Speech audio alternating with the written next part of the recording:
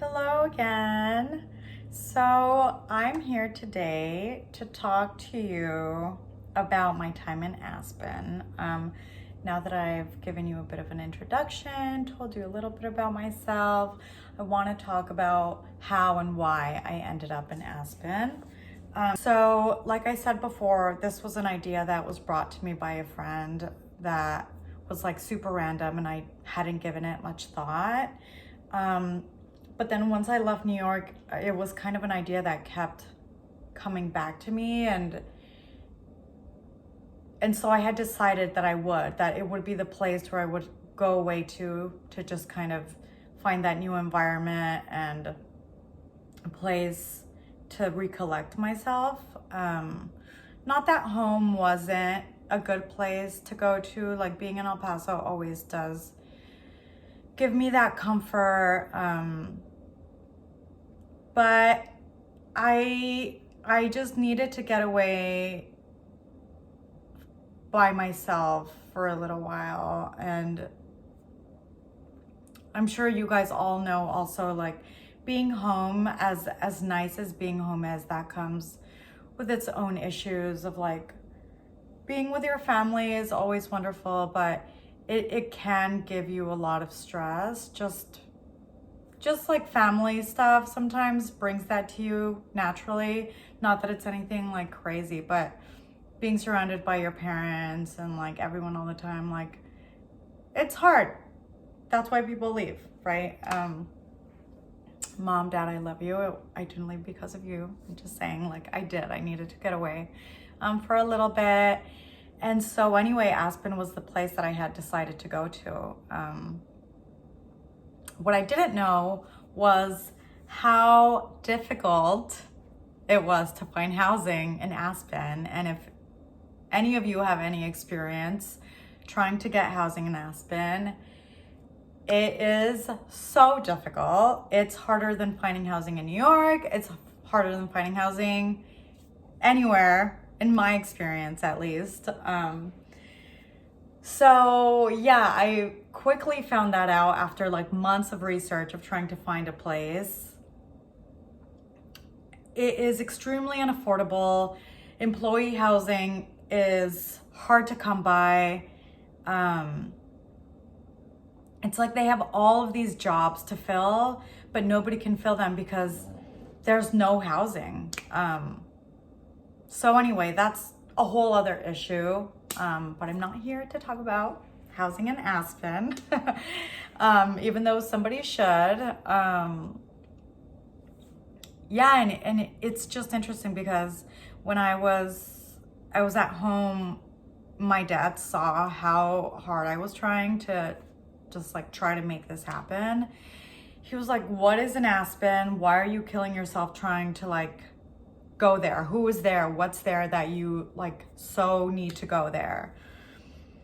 And I was like, well, I want to learn how to snowboard. And like, I was just kind of giving him these like empty answers. And not that it wasn't true. It was like, I wanted to be a mountain girl and play in the snow and be in the river and go hiking. Like, I really did want to do all of these things. And in the end, being there, I was able to do those things. And I realized how much I truly enjoy just being out in nature and the way that it fills my cup like nothing else does.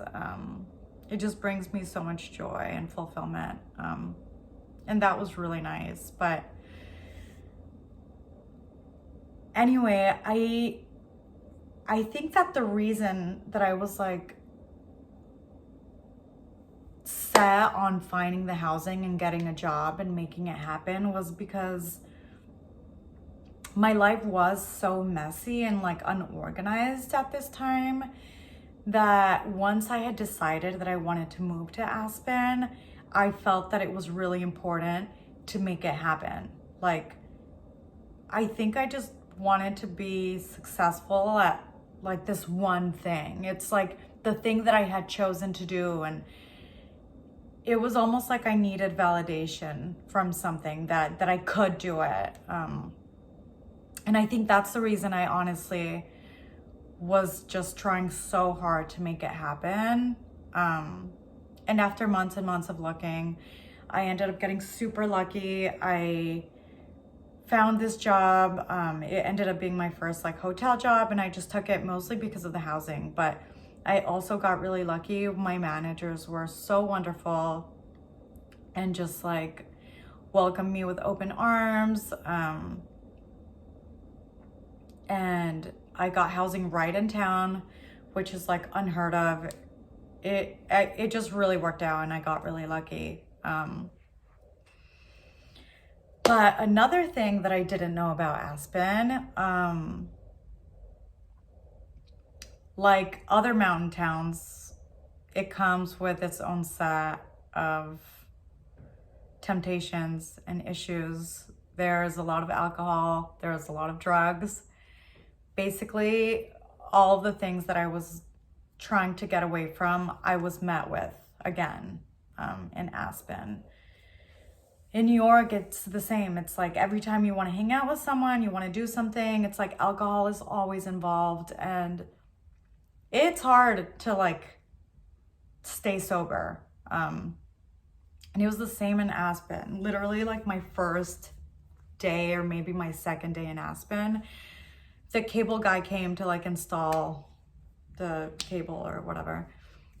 And he was like, "Oh, you just got here?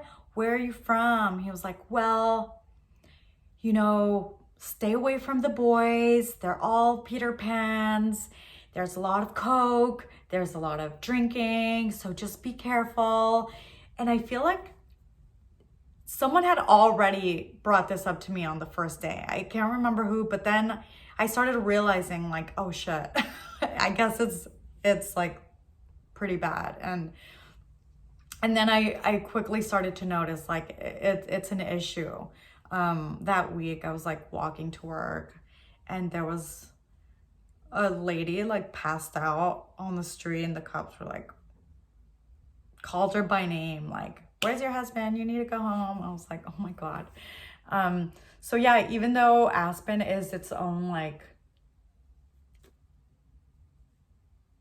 fake town, like it has all those problems with, you know, people with a lot of money coming to a place where people that live there don't make any money, and it's a problematic place for sure in many ways.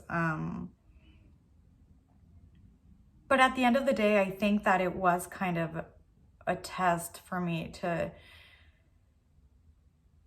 be able to stay away from all the like drugs and alcohol and still explore like all the things that I was there to explore, which was, you know, nature, taking the bike out, discovering new trails, seeking my own adventures.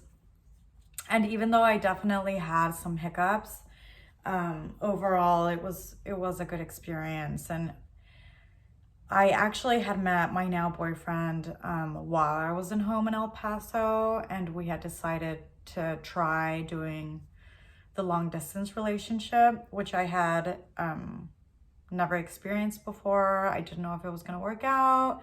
And I had all of these plans of being single and Aspen and like rediscovering everything.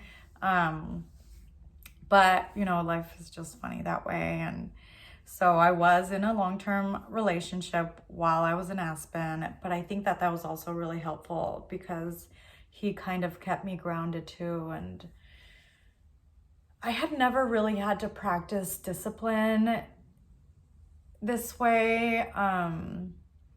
Not that I didn't before, but it was something different for me. Just not having that like physical aspect with someone and communicating only by like call or FaceTime. And I think that actually was really good for me because I was forced to just communicate and build a relationship that way. And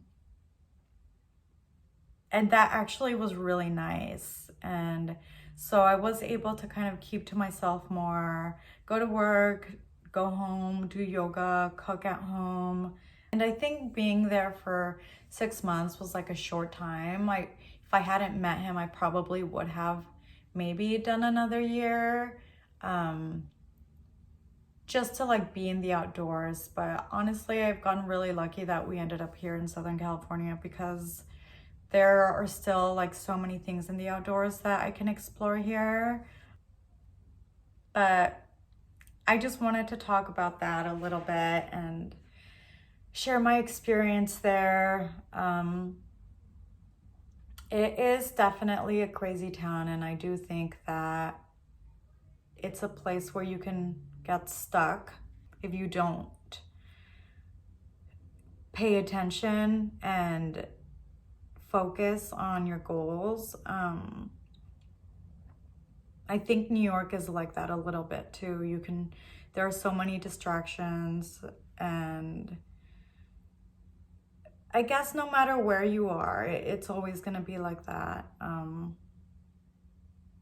I think now I'm finally in the right place in my mind and in my environment, where things are a little bit like quieter internally for me, and I can just like focus a little bit more. But I am grateful for that experience, so I just wanted to share that tidbit with you. And yeah, I'm excited for more videos to come. I'm not sure what those will look like, but yeah, I guess we'll see.